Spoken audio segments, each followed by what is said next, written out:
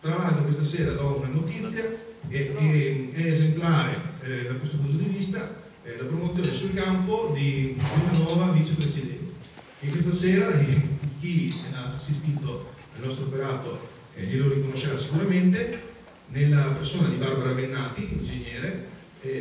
Lei rappresenta chiaramente un membro del nostro comitato che si è accostato in maniera esemplare alle nostre attività, ha preso le redini quando era il caso di farlo, è stata umile quando si trattava invece semplicemente di assecondare o ascoltare o anche fare da piacere a volte, e quindi il direttivo ha deciso di nominarla vicepresidente.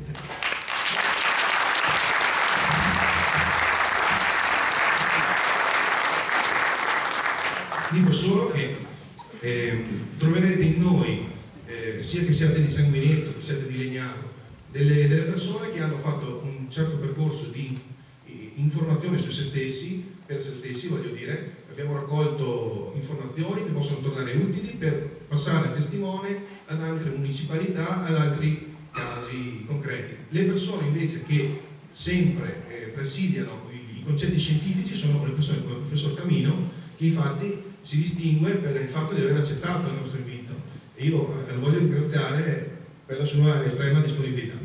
Ecco.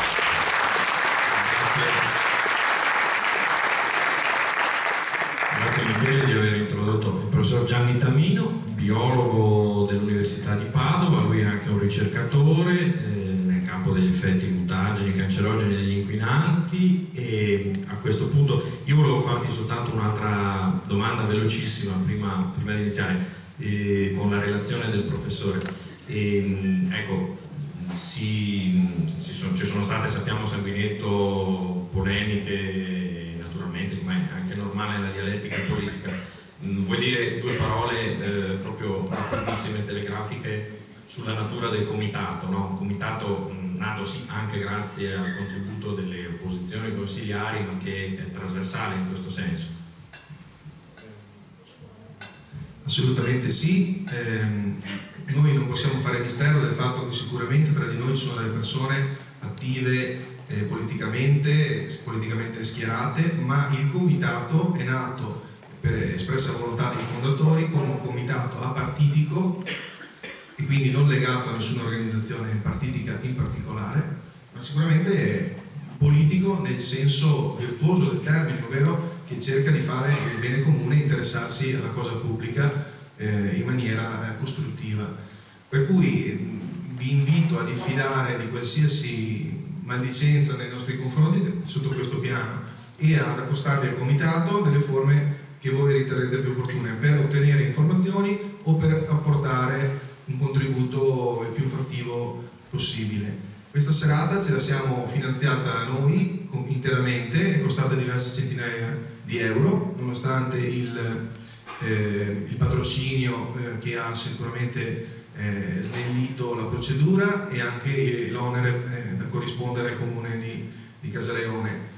Eravamo anche disposti al limite ad autotassarci per affrontare la spesa di 1.000 euro per ottenere il teatro di Sanguinetto. La risposta non è nemmeno giunta. È assolutamente innegabile che i tempi di legge non fossero stati rispettati da parte nostra. Abbiamo chiesto una risposta quasi istantanea perché il professore aveva solo alcune date di disponibilità e ritenevamo che fosse corretto da parte dell'amministrazione perlomeno risponderci sulla disponibilità del teatro. Invece l'amministrazione, il sindaco Braga ci ha risposto tempestivamente con una raccomandata che, se volete, leggeremo dopo, ma che è pubblicata sul nostro blog, per dirci semplicemente che non abbiamo rispettato la procedura e quindi non poteva darci una risposta in merito. Neanche nel frattempo, successivamente, il giorno dopo, abbiamo fatto la stessa richiesta al comune di Casaleone, che non è direttamente coinvolto nella procedura amministrativa, il quale ci ha immediatamente concesso il patrocinio e ha avallato la richiesta e quindi ha dimostrato che la volontà è più determinante che la procedura burocratica. Per cui un grazie ancora all'amministrazione di Casaleone per l'esempio sostanziale che ha dato di facilitazione della serata, e soprattutto un richiamo anche all'amministrazione di Casaleone a continuare perché non lo stiamo adorando senza porre condizioni, incondizionatamente. Chiediamo che prosegua nell'attività di monitoraggio e faccia valere la sua voce nella conferenza di servizi quando verrà convocata, per opporsi il più possibile assieme a noi, assieme ai cittadini soprattutto di Sagletto e del territorio, a questo tipo di impianti. Infatti abbiamo tra noi l'assessore all'ecologia, se non sbaglio, Walter Ambrosi di Casaleone, e lo inviterei a porre un saluto a tutti quanti.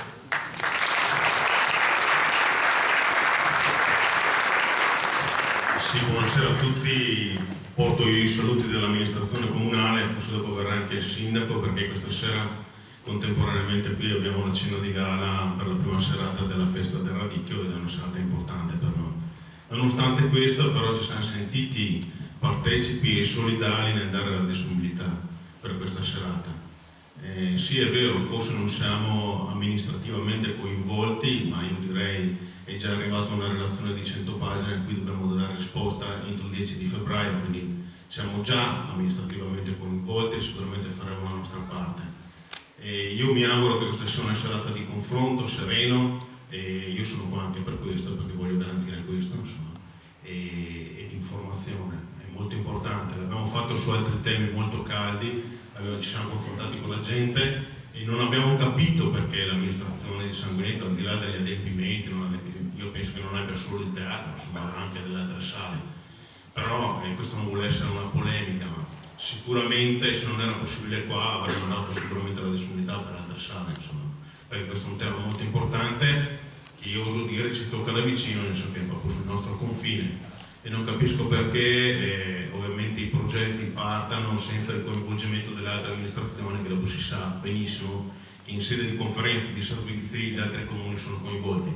Io penso, ho visto gli amministratori di Gazo qua questa sera, Nogara, Cerea, Casaleone, sono tutti coinvolti nella conferenza di servizi. Quindi va bene, vi auguro che sia una buona serata, io resterò qua con voi tutta la sera, insomma, grazie mille.